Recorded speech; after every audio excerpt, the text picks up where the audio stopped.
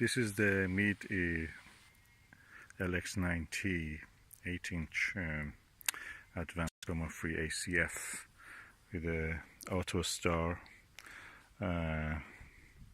Autoguide, which is a talkie version. And now is doing I've leveled it using my mobile phone and also True North. It found the True North for me. I've attached the Velcro on the back of this and the side, so I can attach this if I want. I'm not going to use that thing for here. There's a clamp, and I'm not going to enter. There's no point it. So it's searching now for the Star Vega. Of course, I've not attached anything yet. No, as you can see, no backfocal tube, no diagonal, no nothing else. Okay, I'm just letting it do its job. As you can see, this daylight, of course, you cannot see much. So I just say that I agree with it. That is a Star Vega, and I'll let it go now for the Star Capella. And he's looking now for the Capella.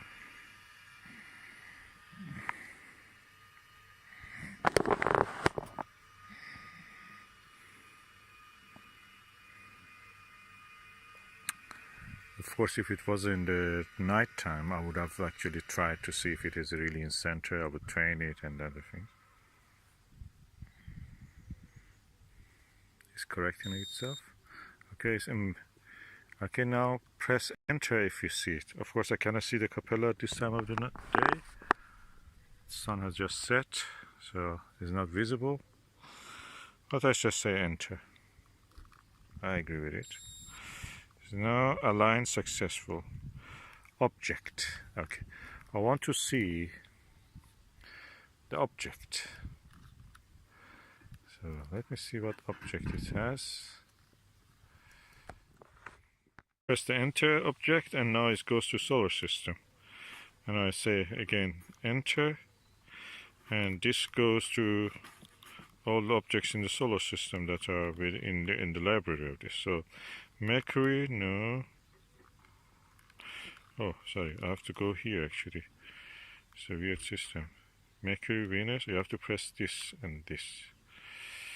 Venus, Mars. I'm testing it just to see Jupiter. Jupiter must be around somewhere in the horizon, above the horizon. So I enter. It must be in that direction somewhere. If it goes into that direction, that means it's working. So I enter. It's calculating. It's giving me some information about it.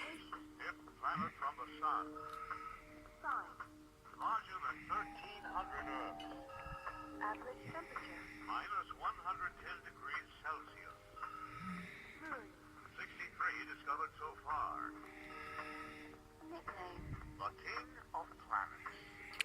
Okay, very basic stuff. Distinguished by its giant red spot, thought to be comprised of a raging storm of hydrogen and ammonia. So it says it's minus 5 degrees behind the horizon, or is under the celestial equator.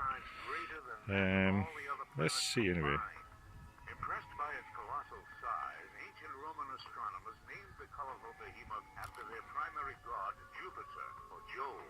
Later philosophers attributed Okay. happiness to the planet. It's not reason, so it doesn't tell them to me. Oh, I've not entered the correct time, by the way. It says 3:10 a.m. The time now is around, around 9 o'clock. Let me just enter the correct time. That's another session. This is inside of the Meade LX90.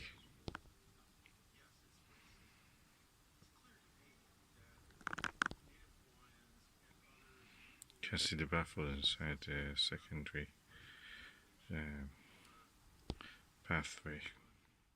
I recommend when you get a telescope, a Meade telescope with go-to system, reset the Autostar. You go to the mode and go down using these scroll buttons here, and you go down or up and find reset. You have to reset it.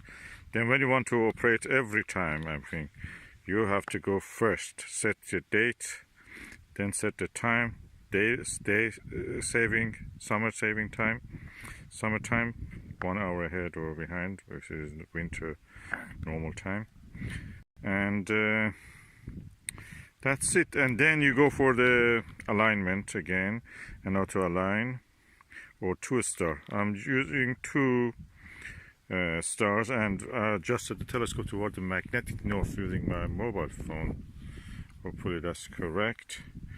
And now I'm entering and let it go to find where it was. Acherner, okay, I don't want the stars I can see here.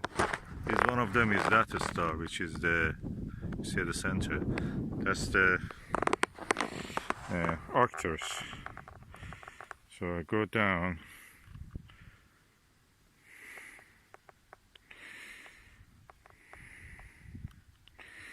Find the Arcturus.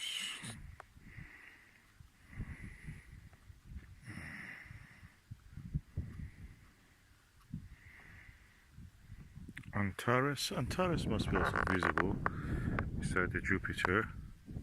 But I'm going for Antares. Arcturus, Arcturus is here. And let us see if it is correct now I can find it. Okay, it's turning toward the right direction. I want to turn on the flash so you can see.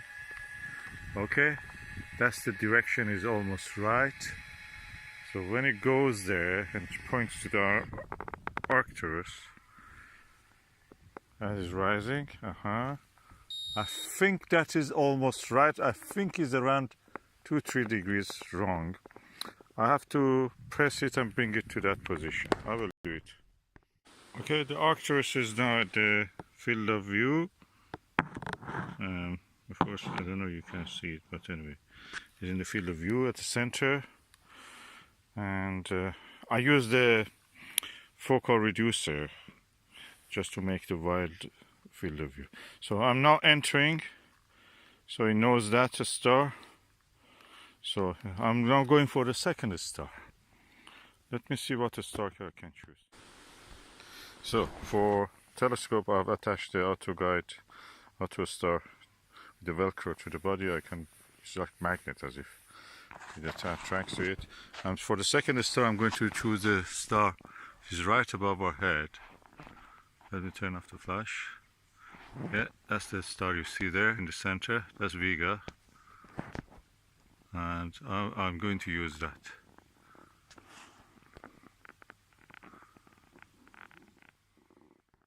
I've not chosen the star Vega.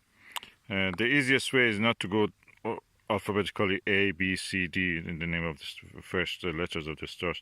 Go upward, scroll upward and reach from the end to the beginning. So I'm now going to enter this, and telescope will start to slew toward the target, as you may be able to see.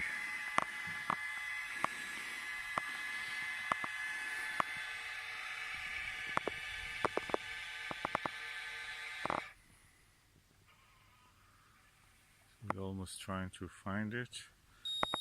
Of course, I will try to help it because it's the first time I'm using this with this system. So I have to bring it to the center. I will do that. For the second star, I noticed that the Vega was covered with a cloud, so I just chose the Antares. Over there, beside the brightest dot that you see is Jupiter. So what I'm going now is to press enter. And this is calculating. Alignment successful.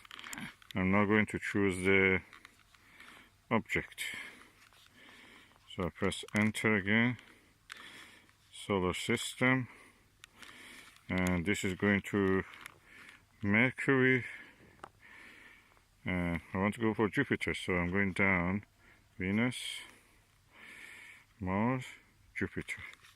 Okay. If I enter now, this will go to talk about it. I don't want talk because I've listened already to that. I want it go to Jupiter. So, yeah, dead center. Dead center. We have the Jupiter dead center. Auto align successful. -110 degrees Celsius. 63 to so far. Amazing. I have it at the center now. Of planets. Oh, lovely. Okay, what is important is that in not just centering them, it's tracking them. That's very important. So I may later try to do some astrophotography. I'm just learning this system, how it is, and I'm really enjoying it. I'm now watching the M22, the globular cluster in the Sagittarius, which is somewhere there. The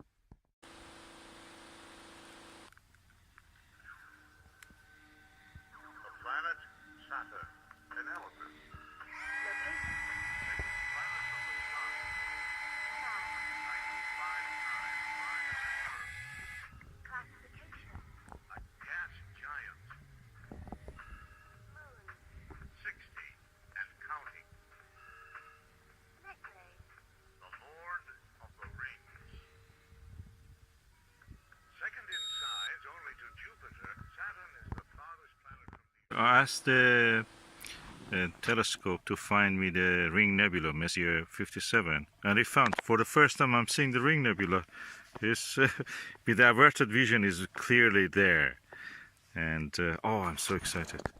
I love this telescope. That's such a good piece of kit.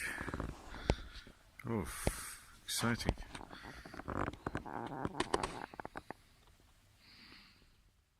I'm now seeing the M13. I don't remember, have I seen M13 before in the binocular? Probably at 1240 I had. Never saw it with a telescope. That's clear, it's there. It's a very fuzzy thing. It looks like a comet, but it doesn't. I have to really darken up my eye, but there is a little light here, as you can see. And anyway, it's beautiful. It's there.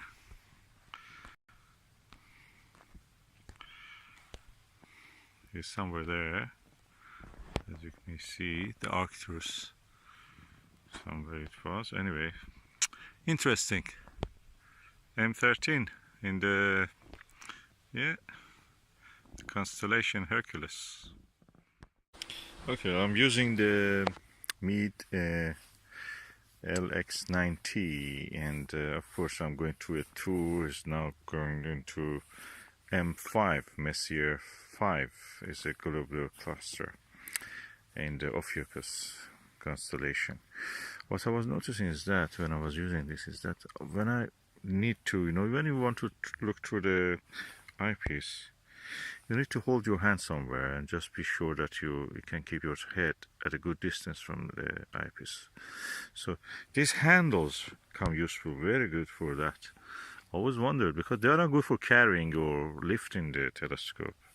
For that, I don't think they have done a good design. It's not clear where you have to hold it to lift it. These ones are not really for lifting. But anyway, you can use it, but they're not designed for that. I think the design is just for holding it when you're observing. And it's very sturdy, actually. When you hold it, no vibration in the eyepiece. That's amazing. I love this setup. I think the secret of my success with observation of many of the faint fuzzies, nebulas, and deep sky objects was that I put this celestron, or we can use Meade. Meade one is a little bit, I noticed, is too more, shows the secondary mirror too much. But this celestron one is alright, and if you use Antares, that will be also alright. This focal reducer actually made the field of view wider, so when I'm looking at the faint fuzzies, which are, big, I mean, it can be up to 2-3 degrees in the case of the Andromeda galaxy. If you look at with a narrow field of view, you will not see the contrast between the darkness of the sky and the brightness of the faint fuzzies. So this actually increased the field of view, and I could discern them against the background of the sky, and I think that was the secret for that. This was really good. Get a focal reducer to use with. Of course, you can remove this if you want to. For planetary viewing, it probably is better to remove it, or use a Barlow or a low magnification lens, just to see the more details that is visible in the case of the planetary objects like Jupiter and Saturn, which are now in the sky.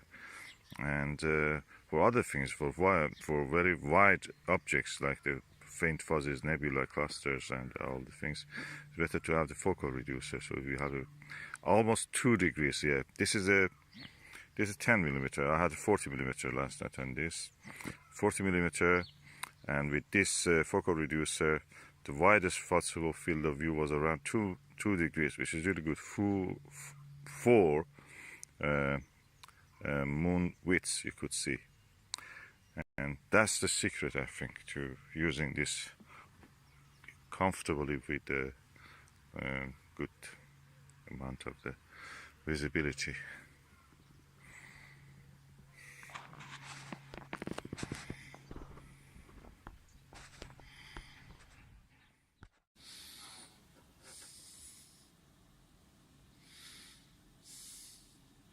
You ever feel like someone else's feelings about something are so loud that you can't hear your own? Yes, I do.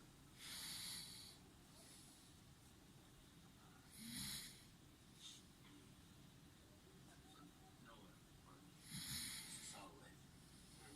Is your teacher? Yeah, good.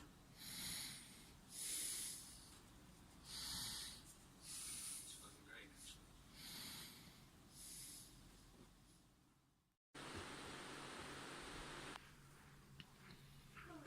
One of the moons of the Jupiter is now very close to it.